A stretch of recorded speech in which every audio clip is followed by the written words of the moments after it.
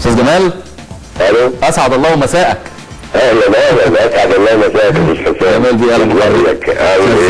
ياسر تمام بيسلم على حضرتك. استاذ جمال. استاذ جمال، يعني صفحات العدد اخبار اليوم. ايه الصحبه الحلوه دي الاول؟ انا خليك شفت يعني والله انت وحشني والله يا استاذ جمال. الله يخليك. هو لابسها عشان عنوان مقالتك خلطه الاهلي. بالظبط كده يعني. بس ابيض واحمر اهلي وزمالك. الكرافته ماشيه مع المخاط. ايوه بالظبط كده. طيب يعني حضرتك في مقالك حضرت حفل التكريم اللي اقامه عضو مجلس اداره النادي الاهلي السيد صفوان ثابت للفريق، واتكلمت فيه على وجهه نظرك في استحقاق النادي الاهلي لهذا التكريم. نعم. طبعا يعني انا يمكن يعني قبل ما اكتب المقال والمفروض ان انا كنت اقدمه امبارح. قلت هاجل المقال لغايه ما احضر الحفله، ده بالصدفه يعني على فكره.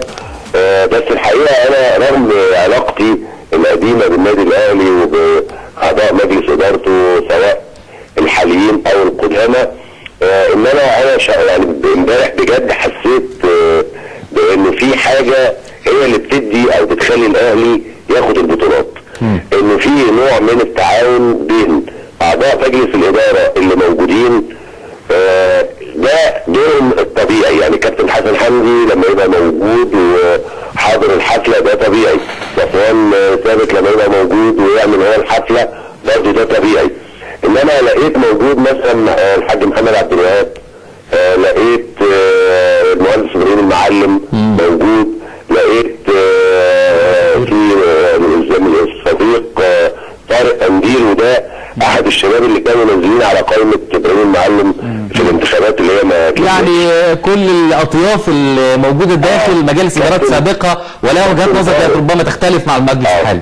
كابتن طارق سليم اللي هو احنا عارفينه طبعا بنقوله بالسلامه والشفاء، متواجد رغم حالته الصحيه وبندعو له بالشفاء. الجمهوريه ما بيقولوا ان هو كان مفاجاه احتفاليه النادي الاهلي امبارح. حقيقي فعلا وجوده كان مهم جدا واسعد الناس اللي موجودين. اللي انا عايز اقوله بقى التكاتف بين اعضاء او الاداريين في النادي الاهلي، سواء اللي على الكراسي او مش قاعدين على الكراسي، ده توليفه محترمه جدا بتضاف الى برضه مجموعه العمل اللي موجوده في الجهاز. استاذ جمال، انا عايز اخد حضرتك للكواليس اللي بتبقى اثناء العشاء او في يعني الهمسات.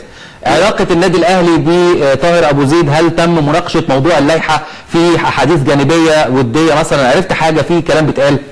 لا الموضوع طبعا لم يطرح، لان المناسبه نفسها كانت احتفاليه بالنادي الاهلي بعيدا عن مساله ال8 سنين ولا استمرار مجلس الاداره او رحيله.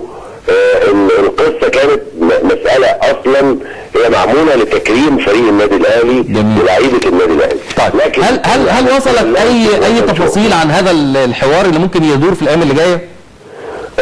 يعني اللي انا اعرفه كويس طبعا انه في تفسيرات مختلفه للاجتماع اللي تم او لنتيجه ومحصله الاجتماع اللي تم في لوزان في مقر الاتحاد الدولي.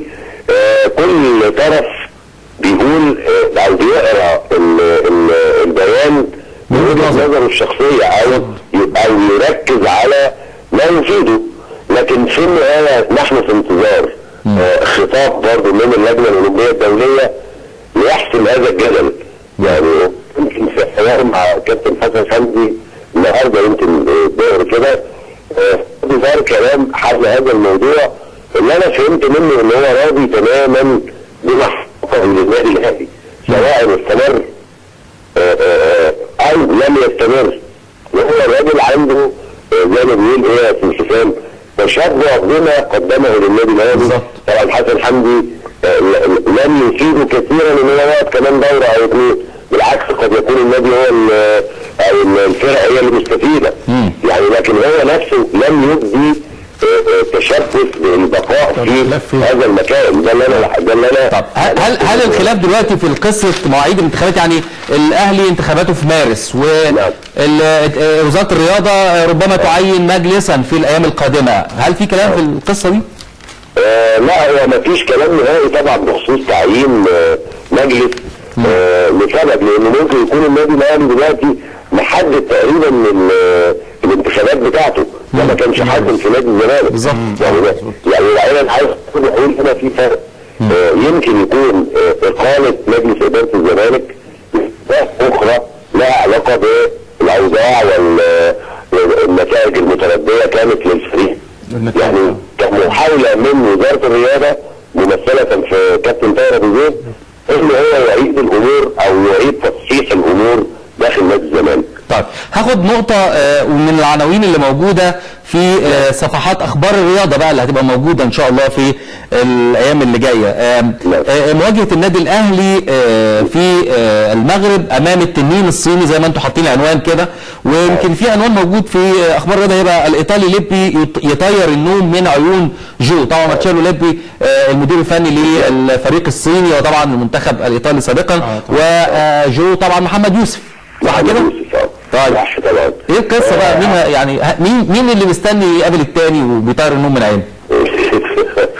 الحقيقه هو طبعا الفريق الصيني يعني فريق قوي جدا، يجب الاستعانه بيه بالفعل، لانه حتى يمكن اخر نتائج انا تابعتها لهذا محليا في الصين ان هو كسب 6-3 فده معناه ان هو عنده قدرات برضه هجوميه عاليه جدا.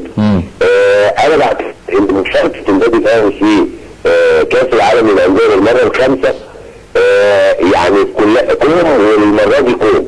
اولا المره دي البطوله مقامه في المغرب، ففي العنصر قد يكون مع النادي الاهلي عنصر ان مفيش فرق توقيت كبير، لكن في الاول وفي الاخر هي اختبار صعب للنادي الاهلي في مباراته الاولى، وبعدين اذا عدى بقى الاختبار الصعب الاختبار الاصعب بالظبط بايرن ميونخ الان بايرن ميونخ ده من اوروبا طبعا.